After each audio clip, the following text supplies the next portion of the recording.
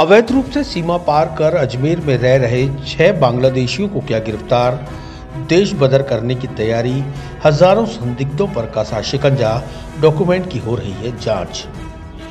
अजमेर के 3 थानों की पुलिस ने अपने अपने क्षेत्र में सर्च अभियान चलाकर 400 से ज्यादा संदिग्ध बांग्लादेशियों व रोहिंग्याओं को डिटेन कर सभी के दस्तावेजों की जांच की थी। इनमें कई बांग्लादेशी अरसे से अजमेर में बसे हुए पाए गए। पुलिस ने जनता कॉलोनी, ईदगाह कॉलोनी, चौधरी कॉलोनी सहित आसपास के क्षेत्रों के साथ ही दरगाह के आसपास के इलाकों में इनकी धरपकड़ के लिए अभियान चला रखा है।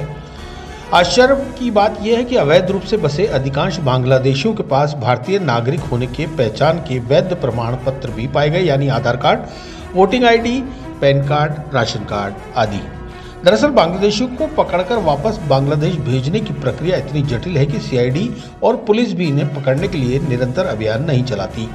लेकिन पहलगाम में हुए आतंकी हमले के बाद देश भर की सुरक्षा एजेंसियां सतर्कता बरत रही है, तो वहीं जिला पुलिस भी इस मामले में गंभीरता के साथ कार्य करते हुए सर्च अभियान चला रही है। इसके तहत सैकड़ों संदिग्धों को डिटेन किया गया है। शनिवार को जिला पुलिस अधीक्षक श्रीमती वंदिता राणा ने बताया कि पकड़े गए संदिग्धों की जांच करने के बाद उनमें 6 बांग्लादेशी गिरफ्तार किए गए हैं, जो कि अवैध रूप से अजमेर में रह रहे थे। उन्होंने बताया कि अब तक लगभग 10,000 लोगों की जांच की जा चुकी है और यह लगातार प्रक्रिया जारी रहेगी। वहीं जिला पुलिस द्वारा पिछले दिनों से की जा रही कार्रवाई में अब तक 28 बांग्लादेशी पकड़े जा चुके हैं, जिन्हें डिपोर्ट करने की प्रक्रिया अमल में लाई जा रही है।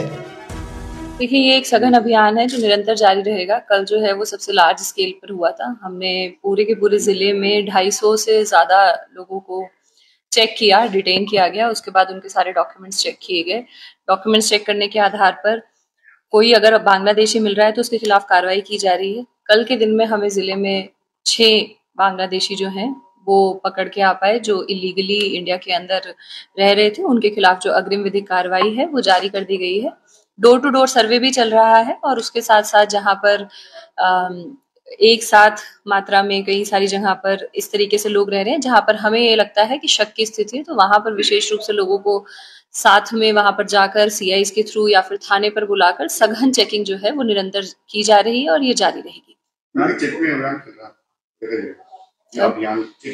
हाँ जी, देखिए, जो जैसे हम जानते हैं कि पहलगाम में एक बहुत ही अनफॉर्चुनेट इंसिडेंट हुआ था। उसके बाद जो अजमेर पुलिस है वो हाई अलर्ट मोड पर है, सेंसिटिव मोड पर है।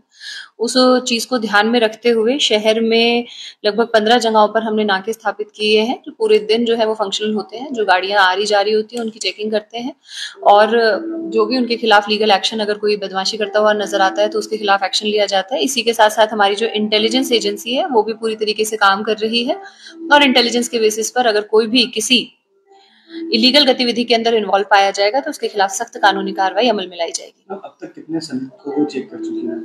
जैसे कि मैंने कहा कि केवल कल के दिवस में हमने 2500 से ज्यादा लोगों को चेक किया है और अगर अब तक संदिग्धों की बात करें तो ये जो नंबर है ये हमारा 10,000 को चेक एटलीस्ट टच करता हुआ जाएगा, क्योंकि इस अभियान से पहले से ही हम लोग निरंतर इस अभियान के ऊपर विशेष रूप से काम कर रहे हैं। इस साल इन 6 लोगों को इंक्लूड करके अब तक अजमेर पुलिस अकेले 28 बांग्लादेशियों को डिपोर्ट करवा चुकी है और ये अभियान हम निरंतर चालू रखेंगे और हमारे प्रयास रहेंगे कोई भी ऐसा आदमी जो इलीगली हमारे देश में रह रहा है वो यहाँ ना रह पाए।